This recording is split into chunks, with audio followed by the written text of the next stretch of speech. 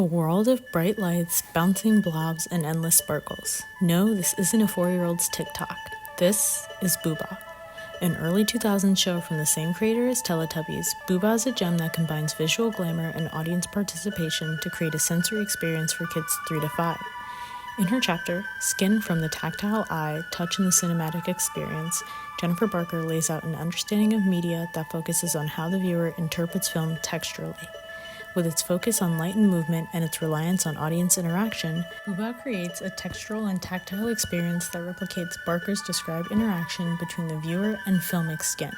First though, let's take a look at what Barker means when she speaks about textural experience and perception. Jennifer Barker thinks of the tactile film experience as a conversation between the viewer and the viewed. She speaks on how things like specks of dust in a film or certain layers of paint, glitter, and fabrics invite the viewer to feel the film rather than see it. To illustrate her concept, she draws on theorists like Laura Marks, who references haptic visuality. Barker writes, Marks weaves a particularly detailed discussion of the history and characteristics of haptics together with her own more specific and descriptive term, haptic visuality, which she defines as a way of looking that tends to move over the surface of its objects rather than plunge into illusionistic depth, not to distinguish form so much as to discern texture. It is more inclined to move than to focus, more inclined to graze than gaze. Boohbah's purpose is tactile, as it doesn't plunge deep into visual meaning but relishes in a world of overexposed color and texture that recreates an embryonic experience for the viewer. It seeks to recreate the memory of constant discovery and interaction that a child knows from their own experiences interacting with the world around them. The repetition of movements works to prevent the viewer from finding a sticking point in the action. Instead, by peering through the hazy dots of light and glitter that pepper the screen as the Boohbahs hum and wobble, the viewer feels as if they are peeking into another world.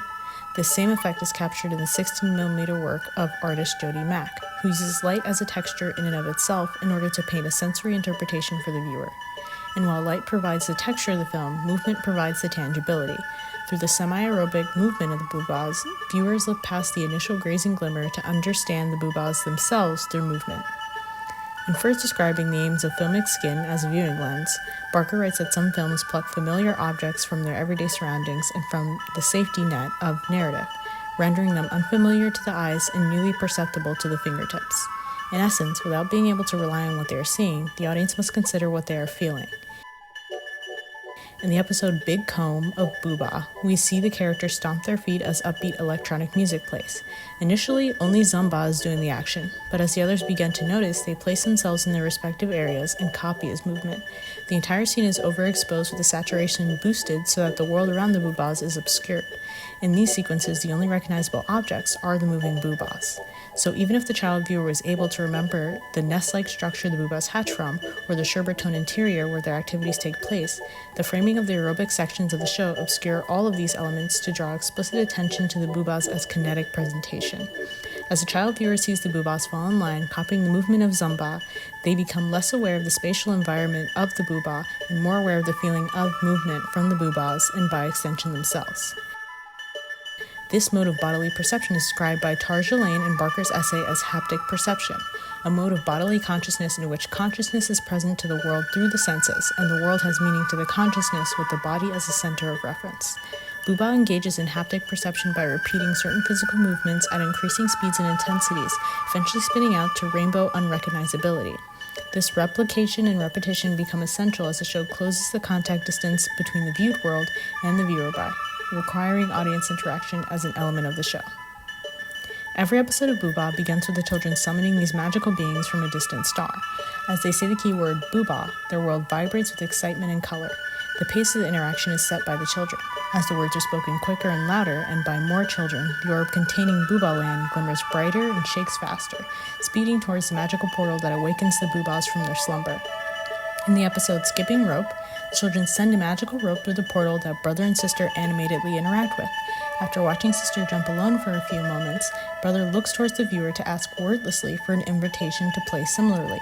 In response, the children say Boohbah and blow to make a magical rope appear in the hands of brother. They say Boohbah again to continue the moment and watch as the scene of play continues. In Story World, any given moment that requires a decision is left ambiguous until explicit permission is given by the children to remedy a problem, and it is through this that the distance between the viewer's world and the Boohbah world collapses into one. For the people's story world, the children's presence isn't metaphorical, but intrinsic to plot advancement. And to the children, without using their physicality to blow or shout, story world lies in stasis. For both parties, without total spatial and tactile connection, the other can't exist. This relationship is described by Barker thusly. It is through the tactile experience of the film that we come to understand. Through the skin, we gain a clearer picture of ourselves in relation to others and to history, and we come to recognize that relationship as one of mutual permeability. And so while Boohbah doesn't tell a harrowing tale of adventure and suspense, or delve deep into visual metaphor, it does provide a basic form of physical understanding and awareness that is important to children. Boohbah encourages imaginative play and spatial awareness by compelling children to consider the textures and sensations of their own lives in relation to the show. Like Jennifer Barker's concept of film skin, Boohbah operates to provide the viewer a tactile experience that feels as much as it sees.